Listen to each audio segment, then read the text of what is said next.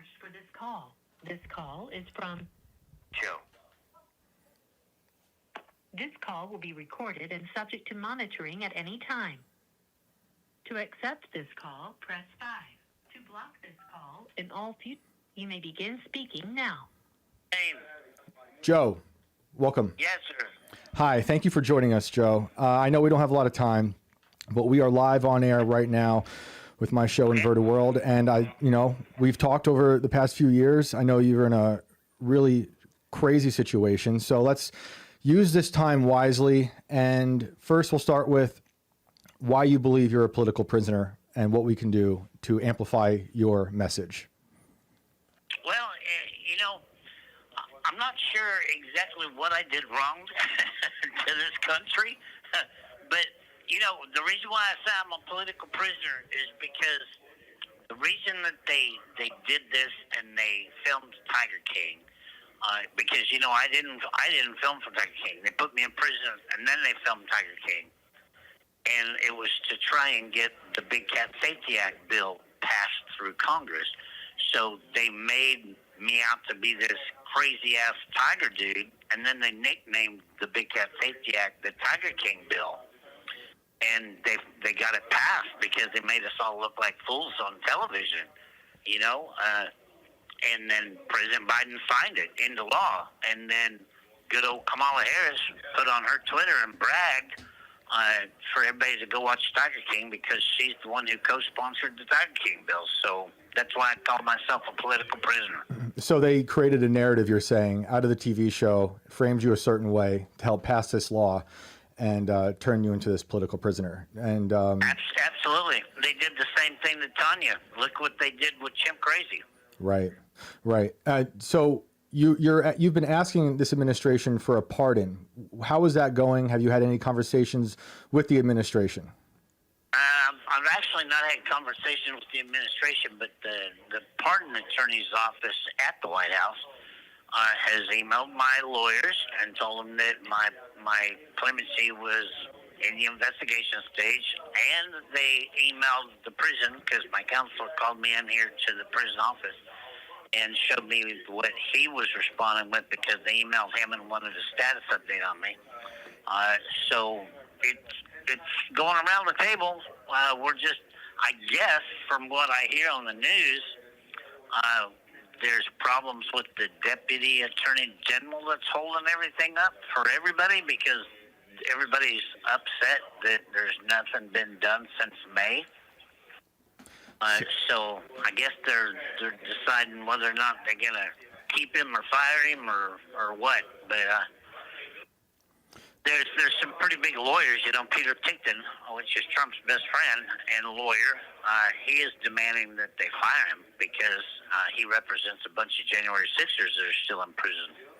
Yeah, and those guys need to get out for sure. So the reason your story came back in the news recently, I saw the article by friend of mine, Cassandra McDonald, writing for the Gateway Pundit. Right. I love Cassandra, and she put out this article basically saying how contrasting your situation with the guy who threatened to assassinate Judge Kavanaugh. Right. I mean, this guy. This call is from a federal prison. This guy went to Judge Kavanaugh's house intending on killing him, and then had a list of other judges.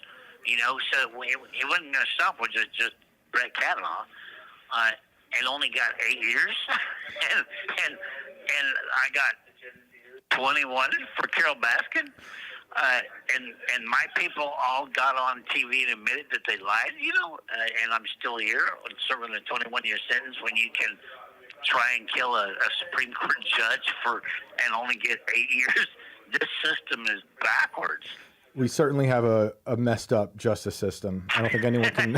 It's a mess, and we know that guy went with weapons. He was ready to do horrible things. Let's talk about why you believe you've been framed. Well, Alan Glover, the hitman, got on world television, and this is the part that I'll never understand. Okay, he got on world television. Admitted that I didn't give him money to go kill Carol. Admitted that I didn't give him a phone to go kill Carol. and then took the producers of Tiger King and my lawyers to the zoo and showed them where he had hid a murder weapon in the woods behind the trailer he lived at. That him and Jeff's original plan was to kill me, and I'm the one in prison. Nobody's been charged with perjury, conspiracy to commit murder. And you got to keep in mind, when they were planning this, I was actually a gubernatorial candidate. So I was a political candidate that they had a whole plot to kill. That's right. Didn't you also run for president? I did. That's from right. prison. From prison. Yeah. Yeah. So I've heard you talk about why you think Trump should understand your situation. Can you talk about that? Yeah, well, okay, and I speak for tens of thousands of people that are stuck in this system, okay? I'm not the only innocent person in prison, by no means. All right, but President Trump was indicted 94 times, and he was convicted 34 times before he got to be president, okay? I'm sure if he'd have lost, they'd still be after him, right? I was charged with just one charge, okay, and they arrested me. And the minute I didn't play by their rules and plead guilty, then they superseded me and charged me 22 more times. So our Constitution says two things that I was denied. One, not to have excessive bail. I was held without bail. They held me without bond. They kidnapped me. And then they kept me in solitary, so I couldn't help build a case or find evidence, okay? Two, I was entitled to a fair trial, all right? And the minute I asked for that trial, I was punished and charged with 22 more charges just so they can make sure something stuck. Wow. Yeah. So the unending lawfare against American citizens, it's got to stop. So when it comes to your health, I know you've had some issues while in prison. Do you mind talking about those, what you've been going through? Yeah, well, I was born with a disease called CVID, common variable immune disease. So I have to get blood infusions every month, and I've done that my whole life. But since I've came to federal prison, I've been through a year of chemo and radiation for prostate cancer, and now I'm dealing with prostate cancer and lung cancer. And then I just got all of my PET scans and CAT scans back a couple months ago. Now we can add coronary artery disease to that.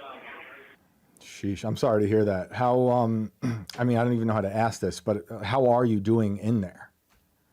Well, I'm hanging in there the best I can, am I in pain every minute of every day? Absolutely. Do I bear through it because I don't want to turn into some kind of a pain pill addict? So I do everything with Tylenol to just bear the pain. You can't eat properly in here because they feed you the bottom of the barrel shit they can buy. Right. So the nutrition is hard to stay healthy. And I'm talking, again, I'm not the only one in here. There's people in here that are much sicker than I am. And our government doesn't give a shit. Well, our government has no right to talk about the care of any other country's prisons. Yeah, we have, I think the most people in prison in this country, if I'm not mistaken. We have more incarcerated by population than any country in the world. Yeah. It's insane. The prison system. And if you've ever been through our justice system, now you see why. Look what they did to Trump. Look what they've done to me. I don't know if you might Google him. Andy the Hammer Anderson. He holds the world's title to 87 straight knockouts. This call is from a federal prison. And he's serving a 30-year sentence for conspiracy to distribute drugs, and they never even caught him with drugs. Yeah, it's insane. There's so many stories like this of people in jail who don't, who shouldn't be there, or people who are there for way too long, or people who've been put in prison for, having marijuana, while politicians who put them there in the 90s are now decriminalizing it right now, which is also insane. It is crazy. What's crazier is there's a 24-year-old guy here that's serving 20 years that stabbed his mom to death and drug her body out and set it on fire in the woods. And he's got a year less than I do. Holy moly. Yep. That unfortunately sounds about right. So I know you talked about, I know we got a little bit of time left. I know you talked about the application a little bit and talking to the administration, but can you talk about what the clemency application means and what that it's about?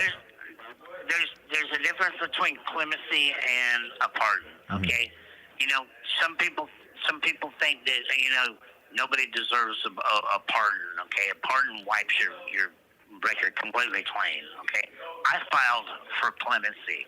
Okay, because I would have more of a chance of getting just clemency, and what that means is time served. President Trump would commute my sentence down to time served with no probation or nothing, and I could go on my merry way.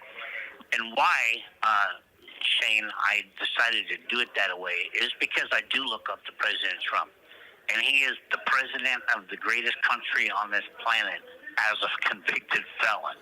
Okay, so, you know, rather than to argue whether you agree that I should have never sold a tiger cub or I had a permit to euthanize those 5, you give me time served. Let me go on my way, because I can still help the homeless and help sick children being a convicted felon, because my platform is big enough. I think I can survive. Well, amen to that. How can people help? If they feel compelled to help you, what can they do? The biggest thing is, because I don't like to ask for money, okay, so get on joeexoticofficial.com. If you want to help with the lawyer bills, buy you something. There's all kinds of cool gear there, and all those proceeds go to the lawyers. But the main thing is, get on joeexoticofficial.com, and on the drop-down box, there's an evidence link. And go watch the videos of not only them admitting to perjury and doing depositions of perjury, but we got 700 phone recordings from their very phones now. And the government agents were covering up rape and sex trafficking and bank fraud and identity theft, all for their witnesses, so they would lie about me under oath. It's all there. It'll completely stun you what our government hides. Yeah, well, viewers of this show will not be surprised, because we talk about this kind of thing all the time. Lack of transparency, the two-tier justice system, how deranged everything is. It's crazy. So you've been in for 7 years already? I'm going on 8, yeah. Going on 8. September, May 8th. Mm-hmm. So the world has drastically changed in 8 years. It's wild to think. You're getting, I guess, access to the news and seeing what's going on this side of the world? I watch the news every day. It's crazy how many mass shootings are going on out there. Yeah. And the division of people, because, especially with this immigration thing, I think, I don't know if we can handle 3 more years of this. I think that we're headed for a civil war. I really do. Is that what you're thinking? Is that what people are saying in there with you? Do they agree? Yeah. And we all sit here and watch the news. And as crazy as people are getting out there, I truly believe that we're headed for a civil war. Wow, Joe. Well, I really appreciate you taking the time to call in, and I'm happy to get to share this message with everybody out there. I appreciate you giving me a voice, and if you would, send my people a link so they can share it with you. I will, absolutely. All right, Joe. Okay. All the best. Tell everybody out there that me and George appreciate their support. I send my love and respect to everybody. All right, I will. Thank you. Have a good night, Thank sir. you. Bye. Well, there you have it, everybody. Joe Exotic calling from federal prison, wanting clemency. He was right on time. Right on. He said it'd be 10. I was getting nervous. I was like, maybe it won't happen. But I think I've been talking for a few years now. I think it started around when he was running for president. And he's got a lively Instagram account. But yeah, I'm very interested in that case. And shout out to Cassandra McDonald for her article in the Gateway Pundit.